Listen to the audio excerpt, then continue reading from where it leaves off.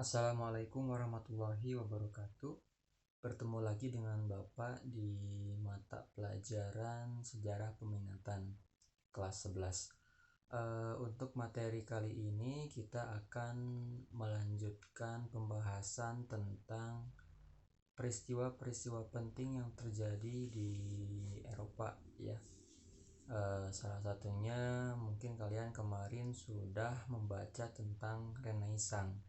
Namun sebelum itu mungkin Bapak perlu menyampaikan sedikit ya, sekilas saja tentang materi kemarin Renaissance.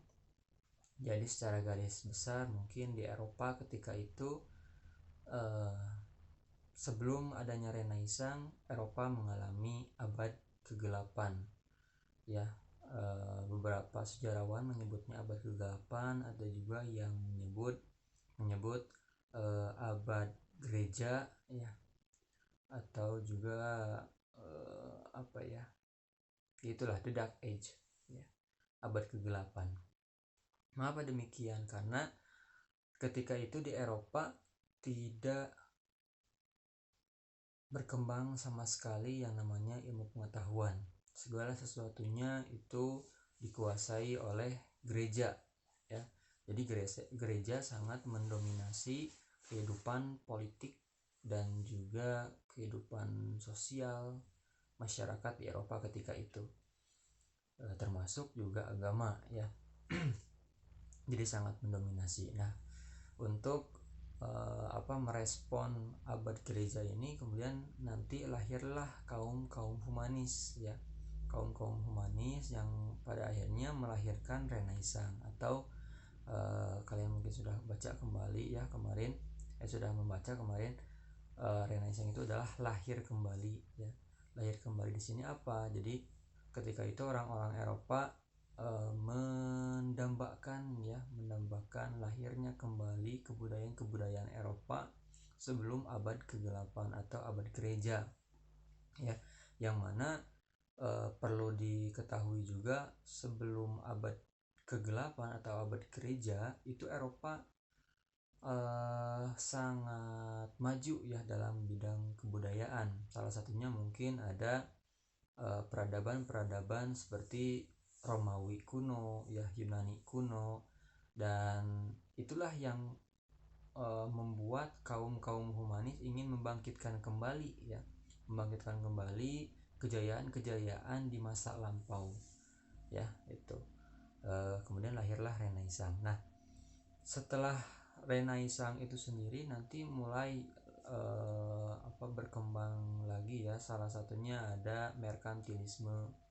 Merkantilisme ini merupakan suatu paham yang menekankan bahwa kekayaan suatu negara itu dapat diukur dari jumlah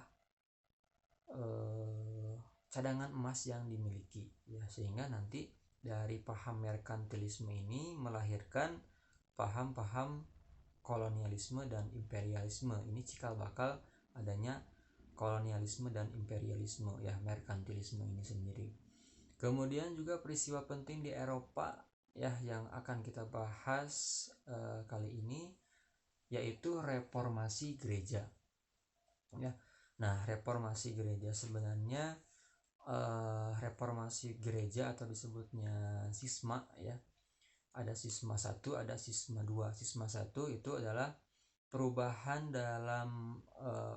besar ya dalam gereja ketika itu, yang mana kalau misalkan sisma 1 itu adanya perpecahan antara gereja Katolik Ortodoks ya di Roma ketika itu, Roma ya, di Eropa Barat, dengan gereja Katolik yang ada di Yunani dan juga di Mesir. Jadi ketika itu pausnya banyak ya. Jadi kalau tidak salah ada 4 ya, ada 4 paus. Dan sisma atau reformasi gereja, perpecahan gereja ya, itu terjadi lagi sekitar abad ke-16 ya, ke-16, yang mana reformasi gereja ini melahirkan melahirkan aliran baru atau agama baru, yaitu Protestan. Seperti itu ya. Jadi ada seorang tokoh yang bernama Martin Luther ya. Martin Luther ini kemudian mengemukakan 95 dalil ya, 95 dalil yang menentang ya gereja Katolik. Jadi Martin Luther ini menganggap bahwa gereja sudah melakukan penyimpangan ya. Salah satunya mungkin ada indulgensi. Jadi indulgensi ini merupakan praktik jual beli ya, praktik jual beli surat pengampunan dosa ya. Mengapa hal ini bisa dilakukan? Karena salah satu salah satu efek atau dampak dari adanya perang salib ya. Jadi ketika itu gereja kekurangan dana sehingga perlu melakukan praktik jual beli seperti itu. Jadi kemudian pada akhirnya ya lahirlah Protestan ya, agama Protestan itu. Jadi kalau misalnya kalian punya teman ya non-is, bisa mungkin kalian cari tahu atau ya sekedar iseng bertanya, kamu itu Katolik atau Protestan? Biasanya kalau misalkan Katolik itu gerejanya itu ada salib ya, patung salib.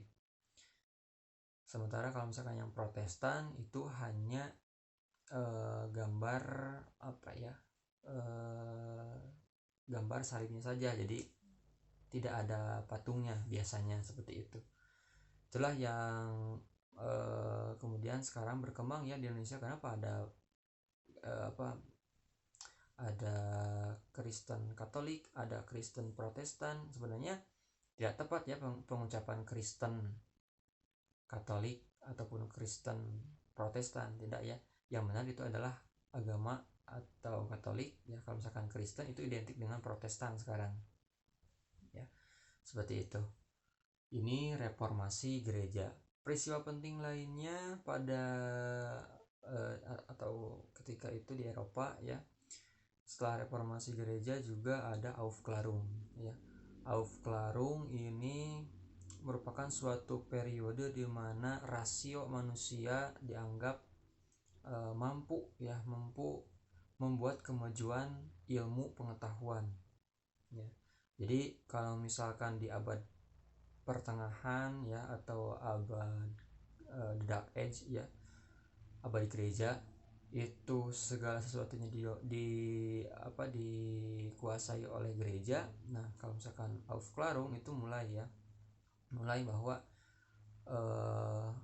akal manusia itu mengendalikan alam ya. Jadi Tuhan hanya sebatas menciptakan alam, selebihnya itu adalah manusia yang akan berbuat banyak ya di dunia, seperti itu.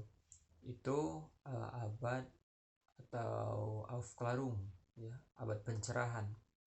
Puncaknya mungkin kalau misalkan abad pencerahan itu pada abad ke-19 ya, dimana terjadi revolusi Prancis ya.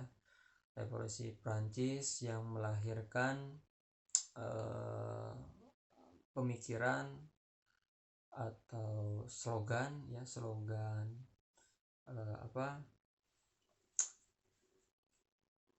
liberté ya, liberté, égalité dan fraternité ya. Liberté itu adalah kebebasan, kemudian égalité itu kesetaraan, dan fraternité itu adalah kebebasan. Jadi itu merupakan puncak dari abad Aufklärung. Secara singkat mungkin materi yang dapat Bapak sampaikan seperti itu ya.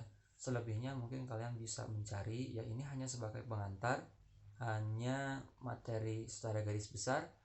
Selebihnya kalian bisa baca di materi yang akan Bapak share ya, silahkan dibaca, disimak. Jadi jangan sampai kalian itu acuh ya terhadap mata pelajaran sejarah ataupun yang lainnya. Kalian harus tetap belajar ya, meskipun ya kita tahu sekarang kita sedang menghadapi cobaan ya, pandemi. Dan ya jangan sampai pandemi ini menyurutkan semangat belajar kita ya, meskipun melalui jarak jauh ya. Itu mungkin yang dapat Bapak sampaikan. Terima kasih. Wassalamualaikum warahmatullahi wabarakatuh.